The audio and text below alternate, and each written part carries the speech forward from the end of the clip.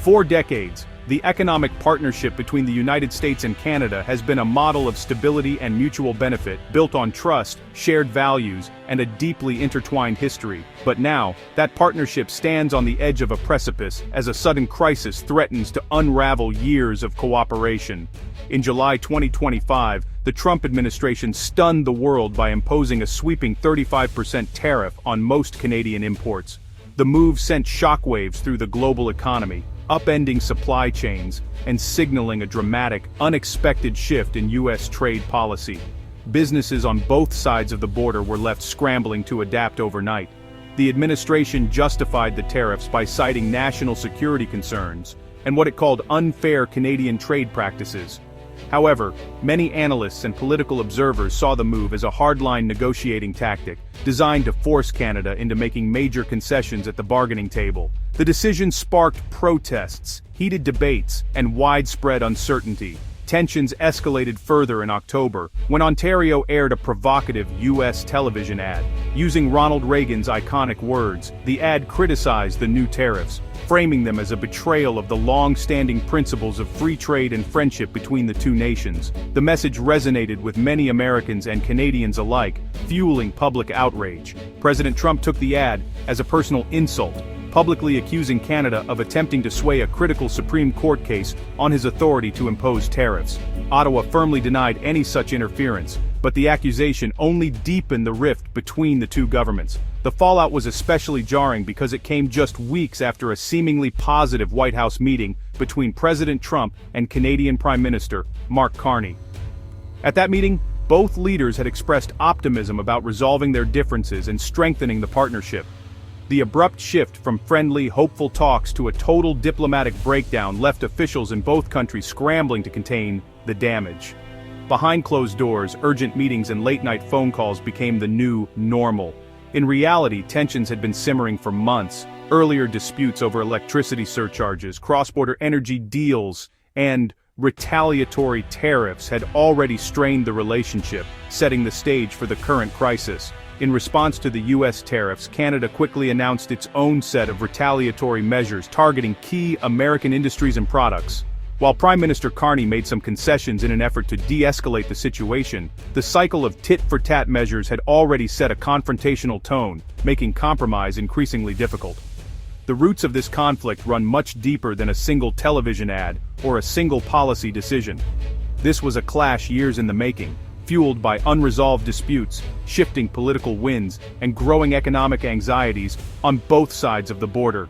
Now, with both sides digging in and public opinion hardening, a full-blown trade war seemed all but inevitable. The stakes had never been higher. The very foundation of North American commerce, millions of jobs, billions in trade, and decades of prosperity was suddenly under direct threat, with ripple effects felt far beyond the continent.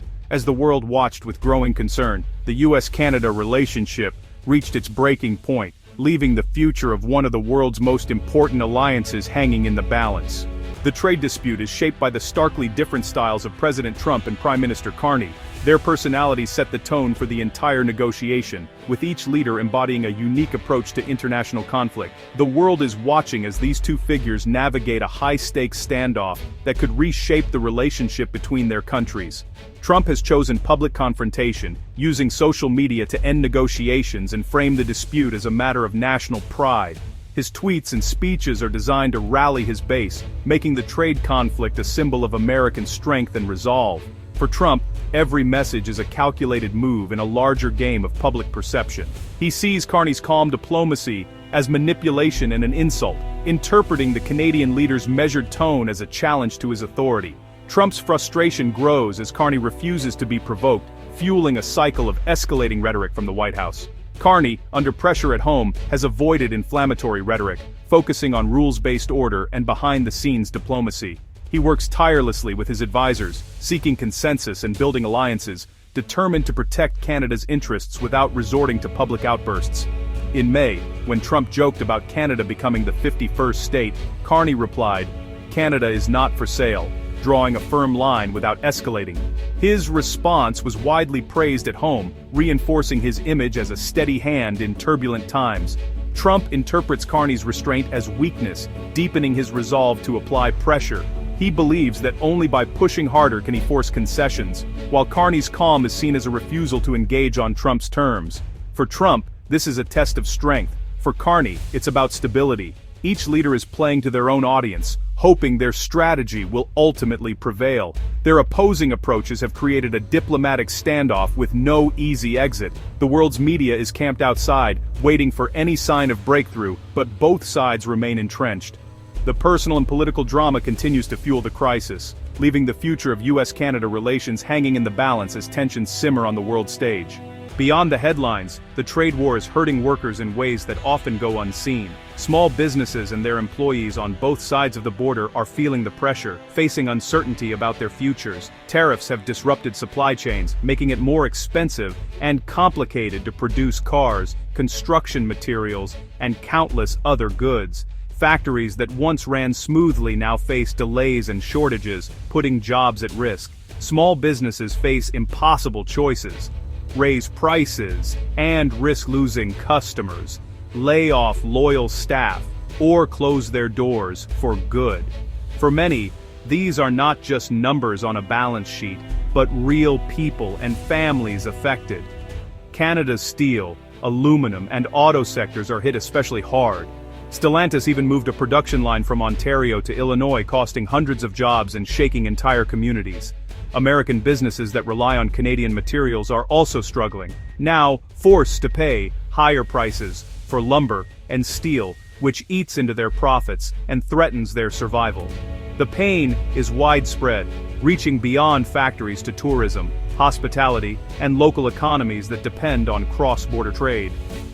Some small business owners, desperate for relief, have taken their fight to court, arguing that tariffs are unconstitutional and that only Congress should have the authority to impose such sweeping economic measures, not the executive branch alone. Many feel abandoned, caught in a political battle where their livelihoods and dreams are treated as collateral damage. Their legal challenge is a desperate bid for stability, a last hope to protect their businesses and communities. The human cost of the trade war is mounting every day, leaving scars that may last for years to come. The trade war has drawn sharp criticism from economists and politicians, including some Republicans. Experts warn tariffs hurt both countries, raising prices and disrupting supply chains. Legal scholars argue the president is overstepping, using emergency powers to bypass Congress. This sets a dangerous precedent for the separation of powers. The Republican Party is divided.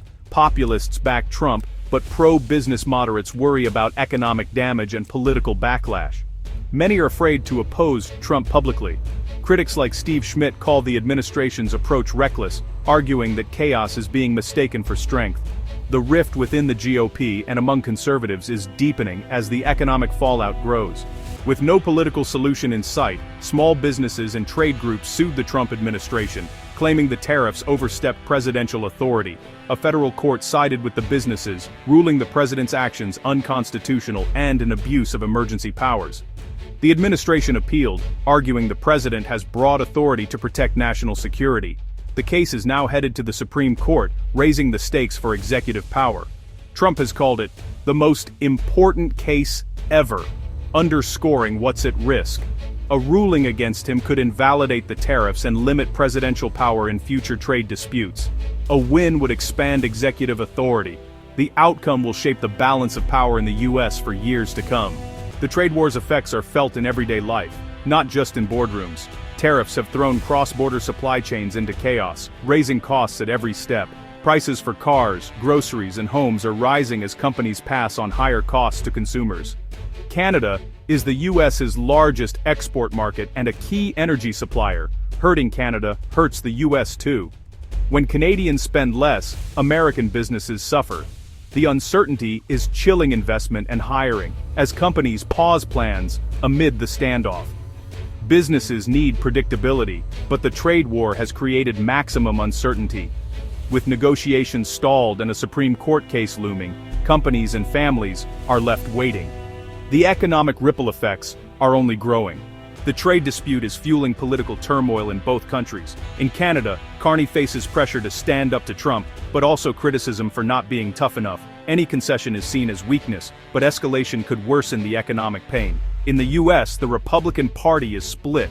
Trump's base supports the tariffs, while pro-business lawmakers worry about the fallout. Many Republicans are caught between loyalty to Trump and the interests of their constituents. This internal conflict has silenced much opposition, giving Trump a free hand.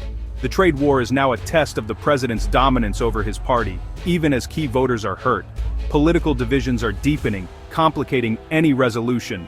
The future of U.S.-Canada trade hangs on the upcoming Supreme Court case. A ruling for Trump would expand presidential power and could embolden more aggressive tariffs. A ruling against him would check executive authority and likely end the current tariffs.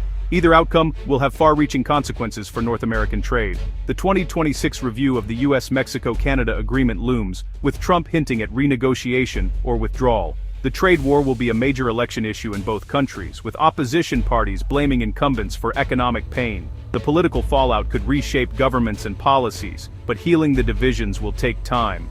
For now, businesses and citizens can only wait, hoping for a return to stability and cooperation.